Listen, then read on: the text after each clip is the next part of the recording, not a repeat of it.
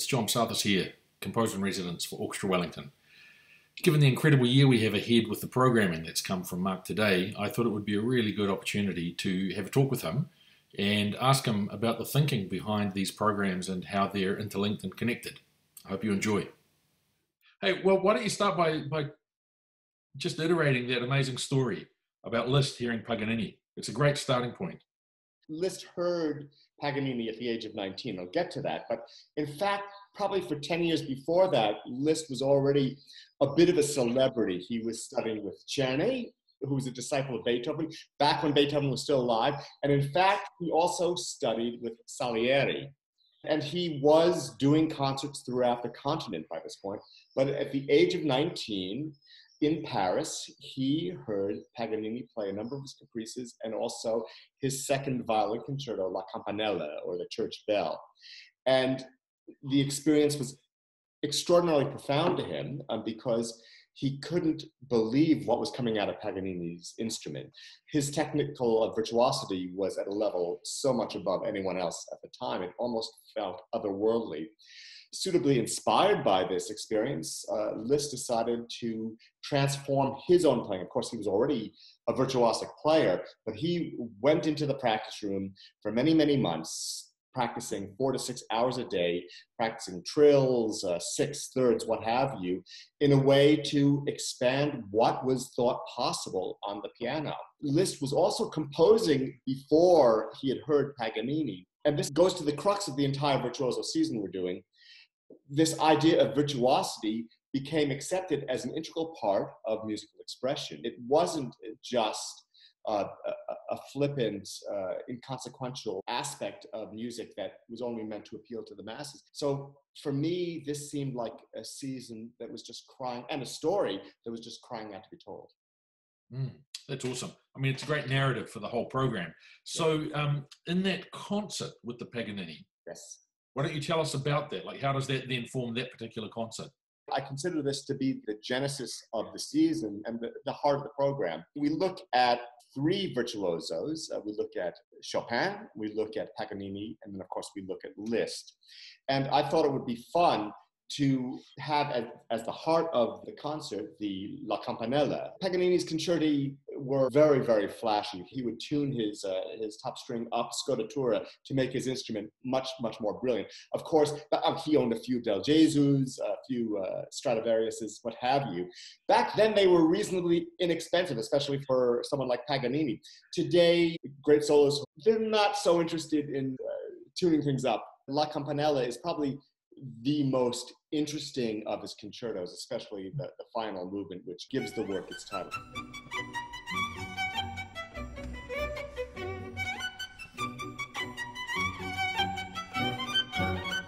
It hints at the glories of Paganini's composition, which are mainly found in the violin piano works or the violin alone works.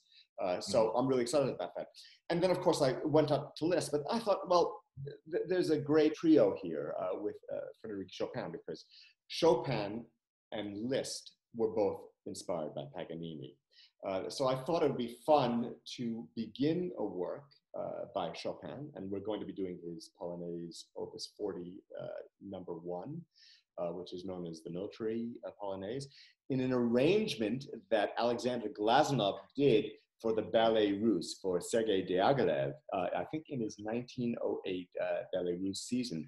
So we're telling a story, but I quite like programming in a way that harkens back to previous seasons. Orchestras are here to enthrall, entertain, inspire, but I also like the idea of telling a story from individual concerts through to larger seasons, and then maybe across seasons as well. So the idea of the Polonaise just was exciting to me. Then we go to La Campanella, and then we go to 2 works of Liszt. Now, one of the things that happened in the concerto, as you well know, was that we got away from this Baroque, old-fashioned ritornello style. And around the time of Beethoven's 3rd and certainly his 4th and 5th piano concertos, we find the soloist becoming not so much an equal partner, but in fact, the leader of the musical discourse. And when we get to Paganini, and especially when we get to Liszt, it becomes very much that way. And moving away from this ritornella style required different structures. And what I find exciting about this, not only are we talking about the expansion of technique, but we're also talking about the expansion of musical composition. How did musicians, how did composers find a way of finding a structure in these rather more open forms? I pick two very, very famous works of Franz Liszt, two of his tone poems, the first of which is Mazeppa. What's great about this is it inspired his fourth transcendental etude. And of course, the transcendental etudes were totally influenced, inspired by the 24 Caprices of Paganini. So we have this circle. Then we move on to what's probably Liszt's most famous tone poem, Les Préludes. And this is a work, for me, that really encapsulates this new experimentation of composition, the idea that everything you hear in the 15, 20-minute work, all the building blocks are probably found in the first 5 seconds, and how he's able to take a kernel of an idea and expand it into this rather large-scale work, for me, is really, really extraordinary. So that program is very, very dear to my heart, and really, really special. Hey, can I ask a question about, in parallel to everything you've just been describing, what was happening to the orchestra itself? Was it growing at the same time? Yeah, absolutely. All you have to do is look at the orchestrations of these works.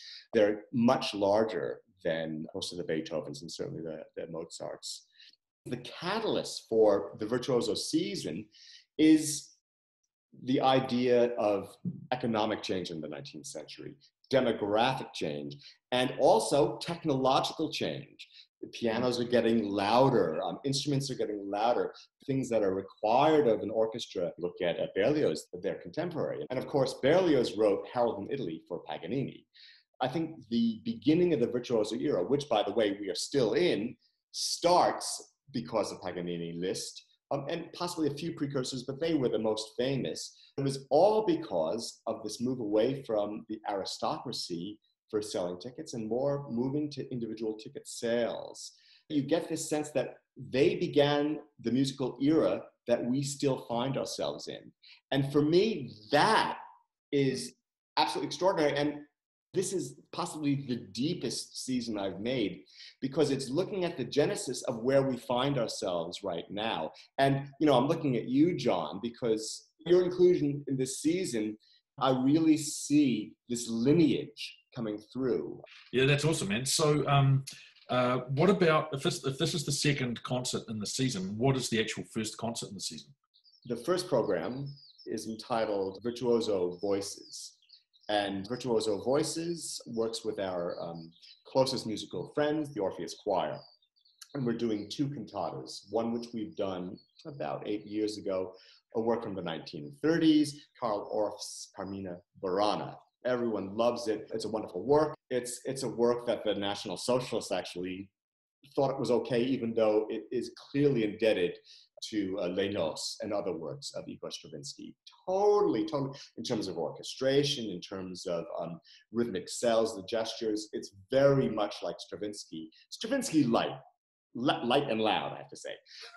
And then I thought, well, what about doing another work from the 1930s from a virtuoso pianist? He wrote the book on learning how to play the piano, Béla Bartók. And the concert begins with his work of 1930, premiered in 1934, entitled Cantata Profana, or The 9 Enchanted Stags. And it was a work that Béla Bartók felt was his personal credo. And I love this middle to late period in Bartók's work. It's a work that, including the Orpheus Choir, Amalia Berry will be singing in the Orff, but we also have Wade Kerno and Amitai Patti, who's of course 1/3 of Solo Mio, who will be singing 2 of the roles in the Bartók. So, hey, can I ask you a question? Can I ask you a question about the Bartók? Why do we not know this piece?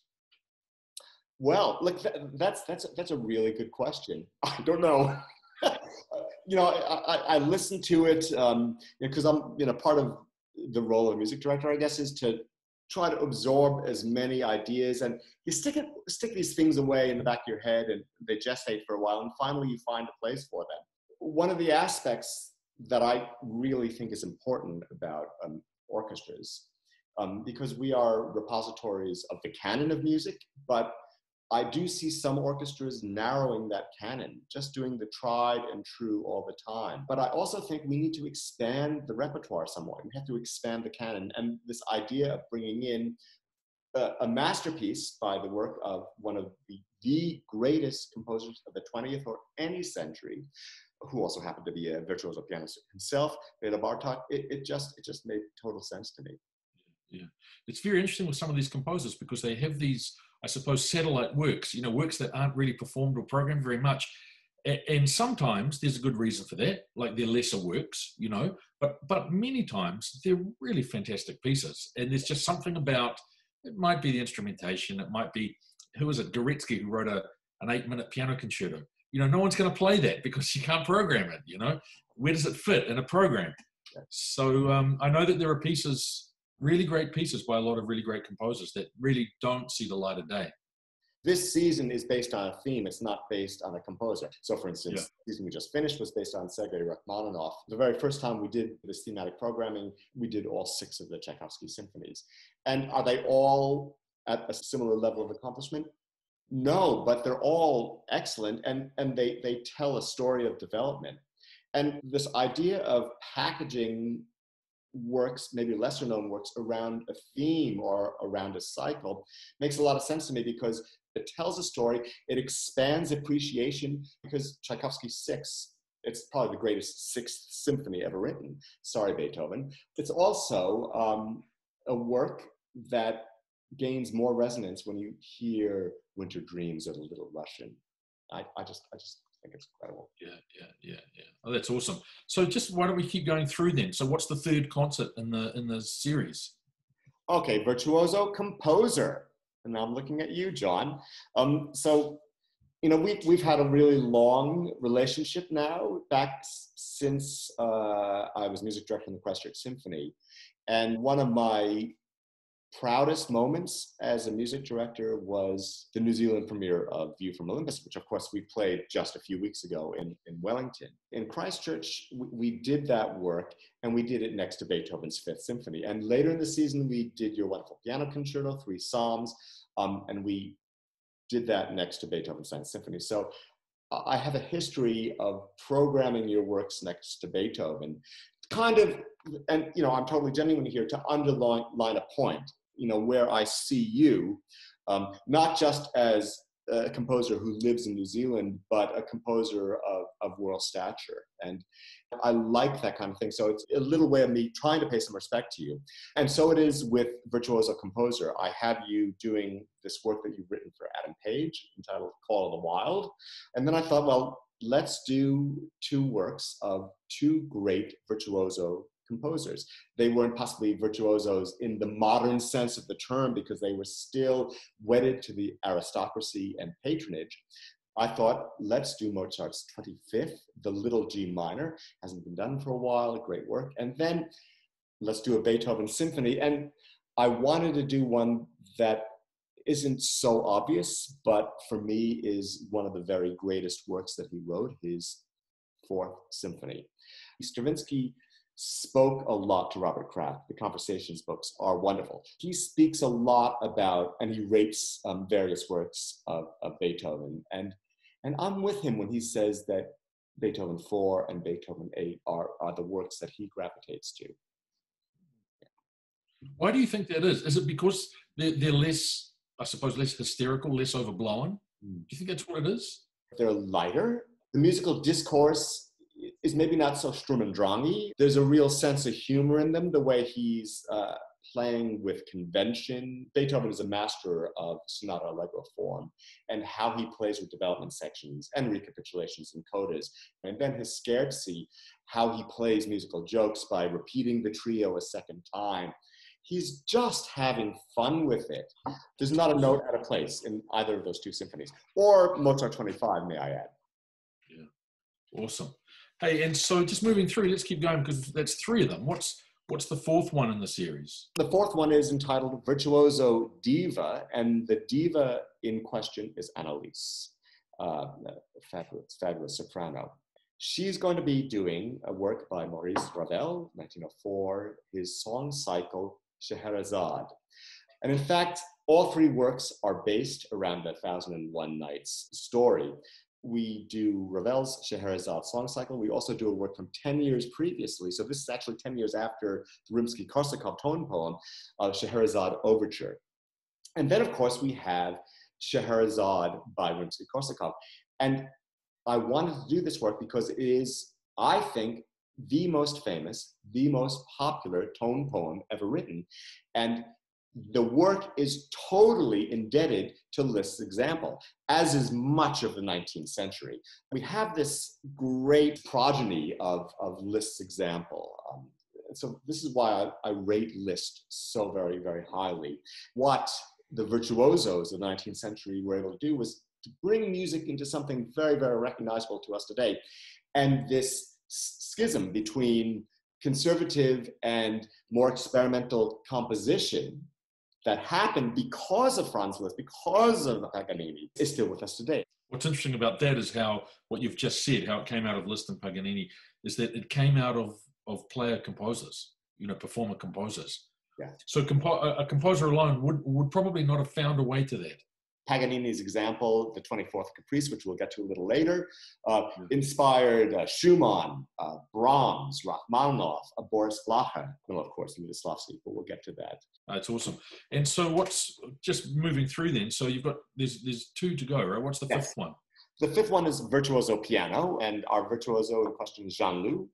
What I love about Jean-Loup is he can play anything, and he's happy to perform whatever we suggest to him. Orchestra Wellington is very much a programming-based orchestra. So it's important for me to find soloists that are keen to try repertoire that might not be done so much.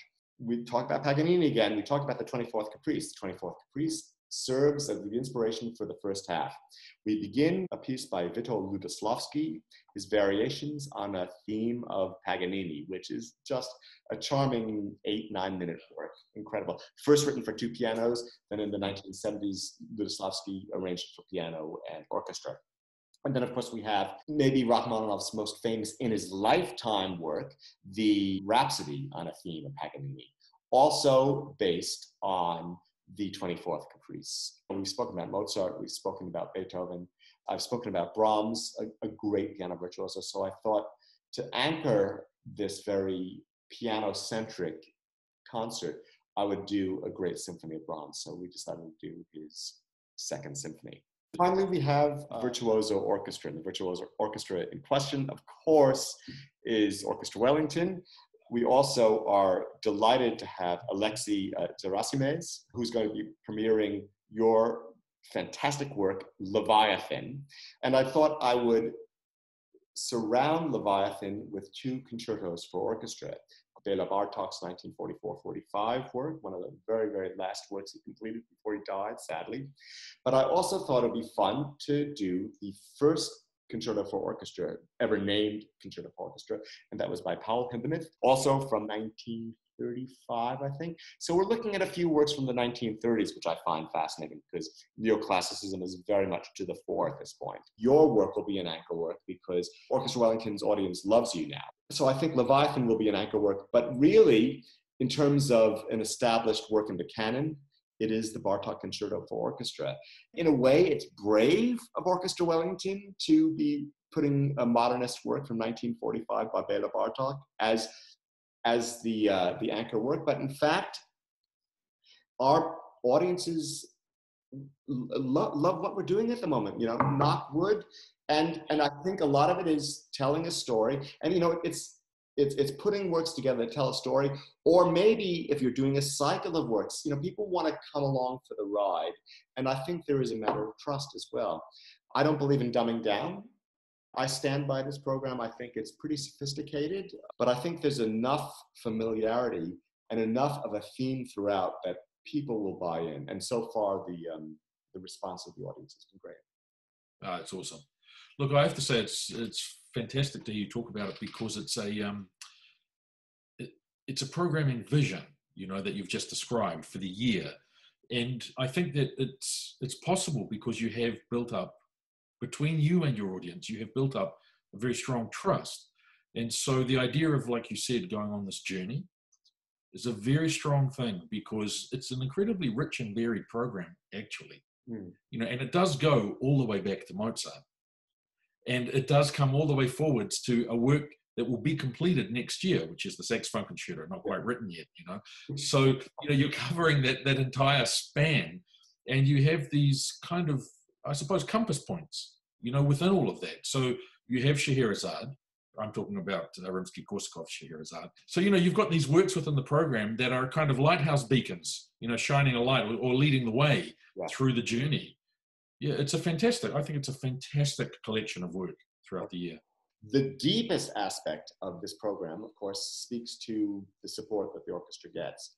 And that's the connection that orchestras and musicians are able to formulate between an audience and the composer. We're an organization that's able to reach out and share and glorify these wonderful masterpieces written centuries ago and also yet to be composed. And for me, that's the thing that I take the greatest pride in Orchestra Wellington, that we've really made that our mantra. And there's a quote that Liszt gives where he talks about the role of an artist being able to positively impact society. At the time, revolution was in the air, the 1830s, 1847 revolutions, what have you. So what Liszt said was, an artist is required today to seek out the people so that all classes of society finally will merge in a common religious sentiment, grand and sublime. One of the things that drives me personally as a musician, and certainly Orchestra Wellington as an organization, is this idea of audience connection. So this idea of adding to the quality of one's life. I mean, I don't have to go into the spiritual nature of music, because that's certainly for the interpreter, that is to say, the listener to decide for he or herself. Liszt's example, and many other composers that had these similar views, very much inspire what we do. So it's not just about notes. Mm-hmm. Yeah, I mean, the thing I've been thinking about more and more, firstly, just noting that at Orchestra Wellington concerts the last few years that I've been to, there is such a strong and still growing sense of togetherness, between the audience and the people on stage.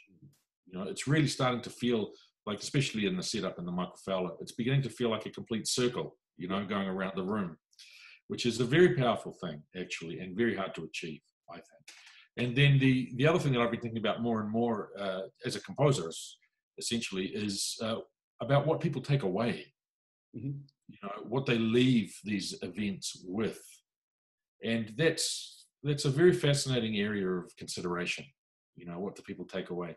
And I've always bought into the idea, it's always been my kind of motivation, is the best thing that I could sort of figure out how to do is to create something that's so kind of positively charged in the moment when it's happening, that there is this transfer of energy from the energy of live performance to the receptiveness of the audience. And then that positive transfer is taken away. It's something that is kept, and somehow it's planted there. Yeah. So yeah, it's taken this. It feels to me like it's taken you and Kirsten and the players this huge amount of work to get to this place where you are now, to have built the trust and to have this kind of receptiveness in the audience. So it's win-win, from every dimension.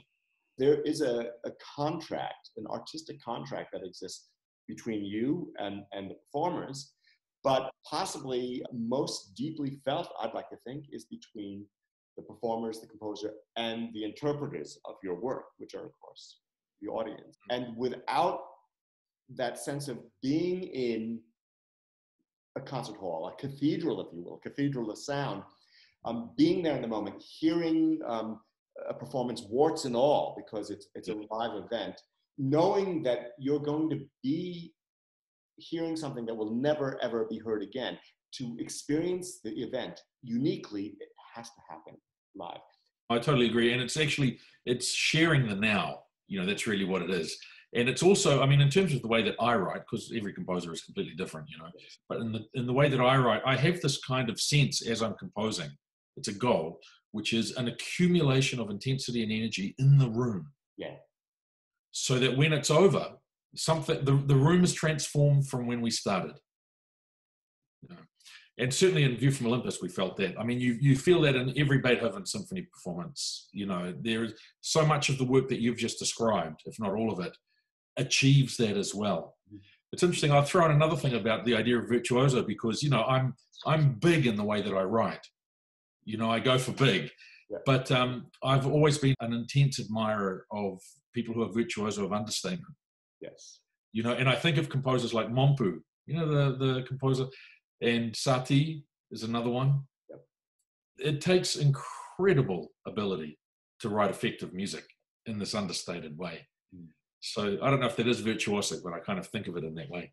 That's actually a really good segue for the Psathas sessions. Before we talk about that, I want to talk a little bit, maybe I'm going to get a little spiritual here. Quite often we can talk about going to the theater or hearing a great orator or standing in front of a painting that changes your life. I think people think of music sometimes as an entertainment, whereas I think high art music is looking for that transcendent experience. Always, almost always looking high art, always looking for that. And to hear you say this, to read Liszt's ideas of this, Beethoven, every note he wrote, well, maybe not the battle stuff, all that kind of things. Though I enjoy doing it because, you know, muskets are involved.